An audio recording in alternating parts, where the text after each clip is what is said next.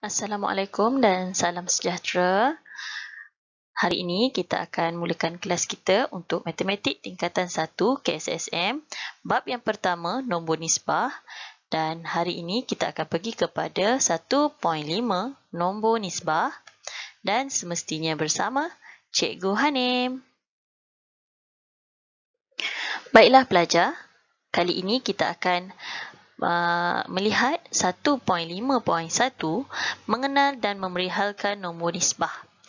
Baiklah, kita telah belajar tentang beberapa bentuk mengenai nombor nisbah, iaitu kita telah pergi kepada tajuk integer. Begitu juga dengan pecahan dan juga perpuluhan yang kita telah belajar pada minggu lepas. Jadi, apakah nombor nisbah? Jadi di sini kita ada lihat aktiviti penerokaan. Dalam buku teks kamu boleh rujuk ya. Okey, di sini kita kata lakukan aktiviti dalam kumpulan 4 orang, tapi disebabkan kamu berada di rumah, kamu boleh buat sendirilah. Okey, ataupun kita boleh tengok sama-sama sekarang. Di sini kita ada sifar poin 3, negatif 1.25, 1/3, 5, negatif 8 dan negatif 2, 2/5. Bincangkan bagaimana anda menulis nombor itu dalam bentuk P per Q dengan keadaan P dan Q ialah integer. Okey, bermaksud sekarang kita nak cuba jadikan sifar perpuluhan 3, negatif 1.25 dan seterusnya ke dalam bentuk pecahan. Okey, baiklah. Cikgu akan tunjukkan. Okey, di sini kita ada sifar poin 3. Okey, sifar poin 3 bila kita nak tukarkan dalam bentuk pecahan, okey, dalam bentuk P per Q ataupun dalam bentuk pecahan lah ya. Dan P per Q mesti adalah integer. Integer ni bermaksud dia boleh jadi nilainya positif ataupun negatif tetapi dalam bentuk nombor bulat. Jadi sifar perpuluhan 3 bermaksud kita akan gerakkan satu titik. Jadi dia akan jadi 3/10. Okey, jadi kedua-duanya dalam bentuk integer dan boleh ditulis dalam bentuk P per Q. Okey, kemudian kita ada negatif 1.25. Negatif 1.25. Okey, sama juga kalau perpuluhan kita tengok di sini. Gerakkan titik dia jadi nombor bulat. Ada dua nombor perpuluhan. Jadi, negatif 125 per 2/4/100. Jadi masih lagi dalam bentuk integer, negatif 125, integer negatif. Okey, dan boleh ditulis dalam bentuk P per Q. 1/3. Okey, kita dah nampak dalam bentuk pecahan tetapi ini adalah nombor bercampur. 1/3 adalah nombor bercampur. Jadi bagaimana caranya? Kita darab tambah sahaja. Jadi 3/1, 3 tambah 1, 4, 4/3. Jadi dia dah jadi nombor pecahan, dalam bentuk pecahan dan masih lagi dalam bentuk integer. Okey, kita bergerak pula kepada nombor 5. 5, kalau nak tulis dalam bentuk pecahan macam mana ya?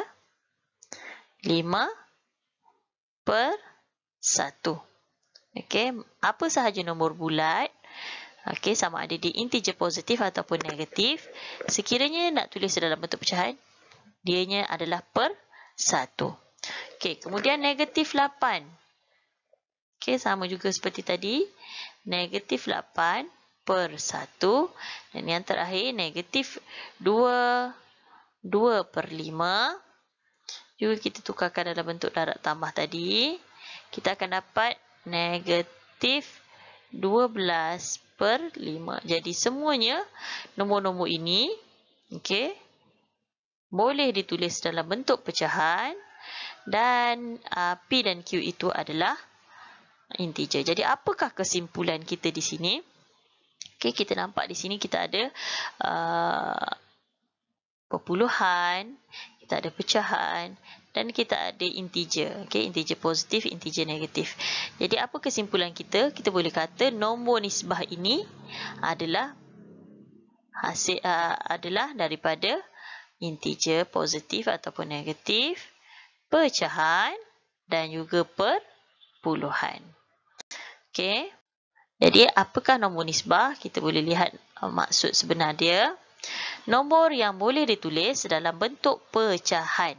Okey, nombor yang boleh ditulis dalam bentuk pecahan iaitu P per Q. Jadi, kalau dalam bentuk pecahan, maksudnya kalau sekiranya ianya dalam bentuk pecahan, makanya ianya adalah nombor nisbah.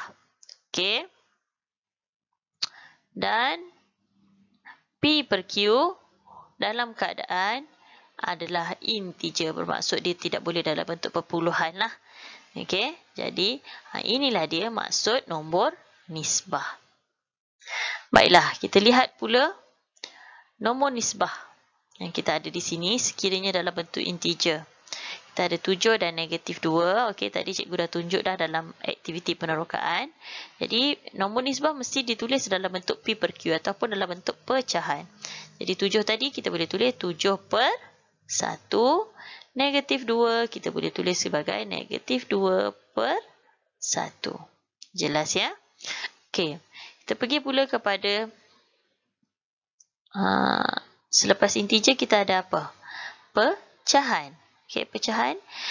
Sekiranya diberi dalam bentuk nombor bercampur begini. Okey, nombor bercampur kita hanya darab tambah.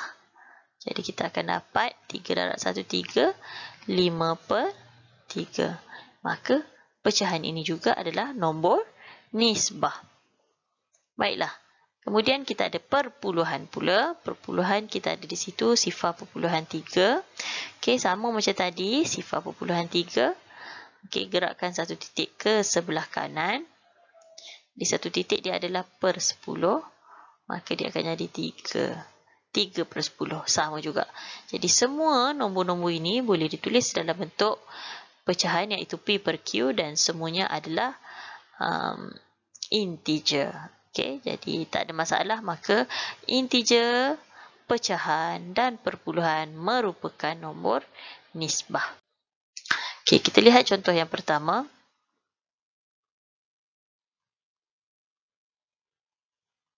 Kena pasti sama ada yang berikut ialah nombor nisbah ataupun bukan. Okey, di sini ada sifar perpuluhan 9. Cikgu pasti ramai dah boleh buat ni. Okey, sifar perpuluhan 9 bermaksud kita tulis sifar perpuluhan 9. Apa kita kena buat? Kita gerakkan kita punya perpuluhan kita ke sebelah kanan satu kali sahajalah. Bila satu kali per 10, maka dia adalah 9 per 10. Maka sifar perpuluhan 9 ialah nombor nisbah. Okey. Kemudian kita lihat pula pada B, 3 2 per 3. Sama sahaja. Cikgu tunjuk banyak kali supaya kamu faham benda ni. Okey, jadi darab tambah 3 darab 3 9 tambah 2 11. Jadi 11 per 3. Okey, dalam bentuk integer kedua-duanya dan dalam bentuk pecahan. Maka 3 2 per 3 juga merupakan nombor nisbah.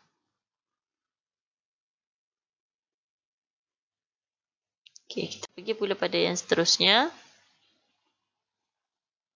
C, negatif 4. Okey, negatif 4.